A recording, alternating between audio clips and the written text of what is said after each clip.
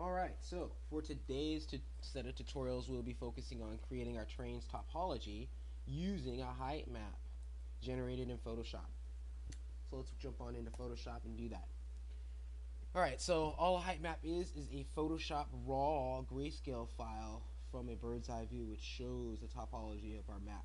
Everything that is black will be flat, everything that is white will be raised, and it increases or decreases as you go up and down the grayscale. Alright, so let's go ahead and make something like this in Photoshop. It's pretty easy.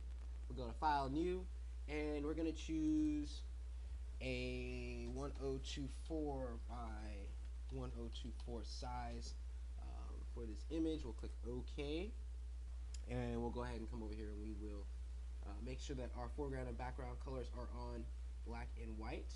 We'll hit D on our keyboard to ensure that. That's the hotkey to change it to default black and white.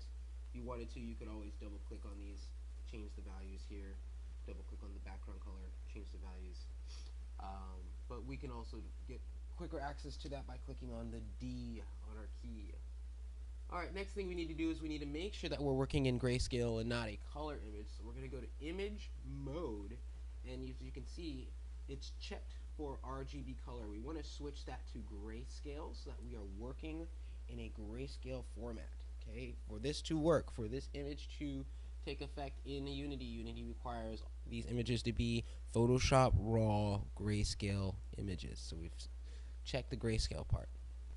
Next, we're going to come over here to Filter, and we're just going to generate some kind of random cloud effect. So we'll go to Filter, Render Clouds, and as you can see, we're just kind of getting some topology going. It's very easy to do with the cloud filter. And with this, we can either add another filter and it'll re-randomize it if we're not particularly happy with what we get.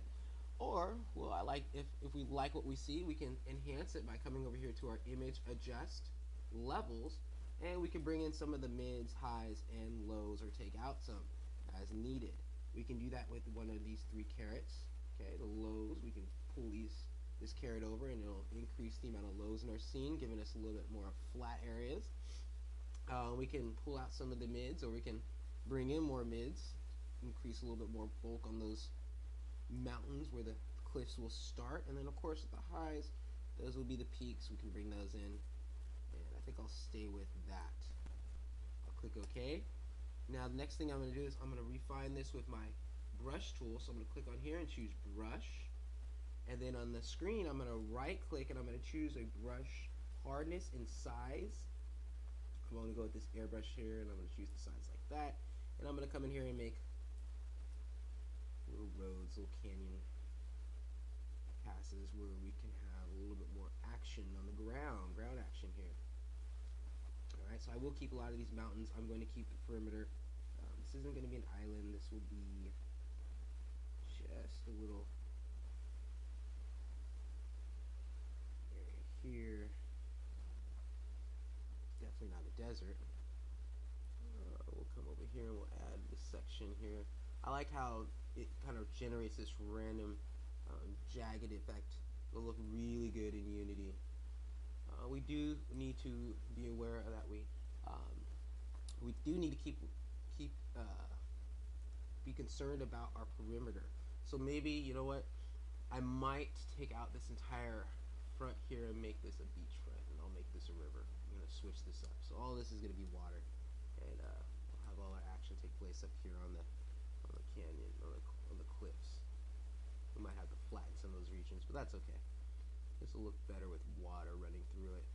Looks like a straight anyways. There we go. So what I'm going to do is I'm just going to take all of this off here, and that will be our ocean front.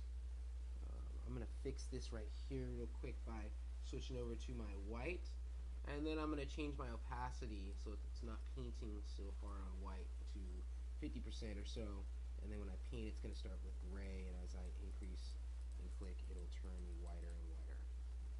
And I'm going to do that for some of these darker regions here where I don't want the river to come through. Close this up like that. There we go. Excellent. Maybe right here. Clean this up here. There we go. Alright, so looking pretty good. Oh, let me fix this back here. There you go. Excellent. Okay, so I think I'm happy with that. Let's go ahead and save this as a Photoshop RAW file. It's 1024 by 1024. So we'll go File, Save As, and we're gonna put it in the location textures. I have a height map folder. You may want to create one yourself. I'm gonna go ahead and choose Photoshop RAW as my save as type. Just click on here and choose Photoshop RAW, and I'm gonna name it, and I'll call it Canyon, and I'll save. And then when it asks me for this menu, I will leave everything as it is. Header, save, everything will be just as it is. I'll click OK, and we'll come into Unity. And in Unity, we'll go ahead and go File, New Scene, save. Of course, you can save and work from your scene that you're working on. I'm just going to start with a new scene. The next thing I'm going to do is grab a game object, create other terrain. And we'll select our terrain and we'll focus on it. So we'll select it and we hit F on our keyboard to focus on the terrain. Alright, with it selected, we will be able to see its settings. So as you can see, we have our terrain settings. And the terrain settings, when we scroll down, we could choose different things, but here we go on our terrain settings. We could scroll down and we'll find the width and the height of our terrain, and we'll change that to 1024 by 1024. And the terrain height and the height resolution we'll keep for now. Oh no, the terrain height we are actually going to change. This is the highest peak on our mountain. We do not want it 600 meters. We'll change it to like 150. We'll start there. Alright, and last but not least, we just need to import our height map. So we'll click Import, and we'll choose the location of our height map. And we'll keep these settings the same. We'll click OK. And as we do that, as you can see, we then get our map. Excellent. So we have some flat areas. This is its highest. We'll go at 150. Perfect. We have some regions we can paint on. Now we can always edit this now.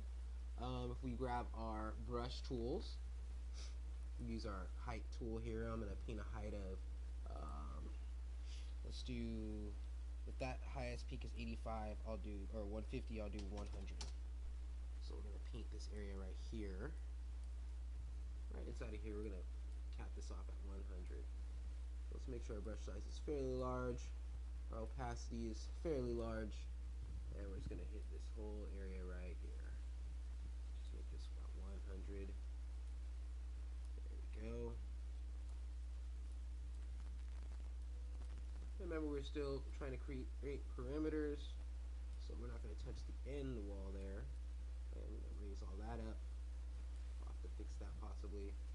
So if it's sloping down like that, I think I'll change the height here to match. We'll go like to 75, 25 down, and we'll start painting. We'll see where that drops us. Oh, that's not bad. It's pretty cool. That works. Alright. Very cool.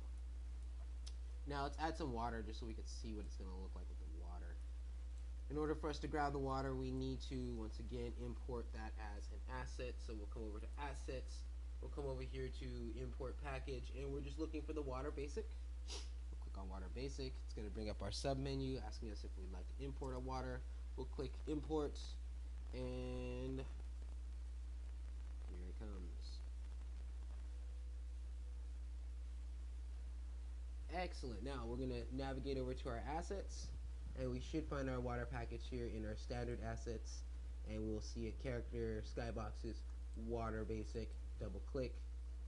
I'll choose the daytime water. Simply just click, hold, drag into your scene, let go. Grab your scale tool, which was up here, move, rotate, and scale. So we'll click on scale, and let's scale this water up so that it surrounds our entire environment and moves past the horizon. There we go. Alright, let's move this towards the center. We could actually do this numerically. We'll just click here on the X, Y, and Z of our water's transform position, and we'll do X0, Y0, Z0, and then of course I said I was going to bring it up about 2 meters, so on the Y we'll go up 2, And as you can see now, a lot of my cannon is covered in water. Let's bring it up to about 5 just to make sure we cover enough of that surface. Maybe 10 meters up. Much better. And we have our water going there. Let's go ahead and check. Looks like we could come up a little bit further, or we could use our height brush and paint that below 10. It's up to you. You can make your decision.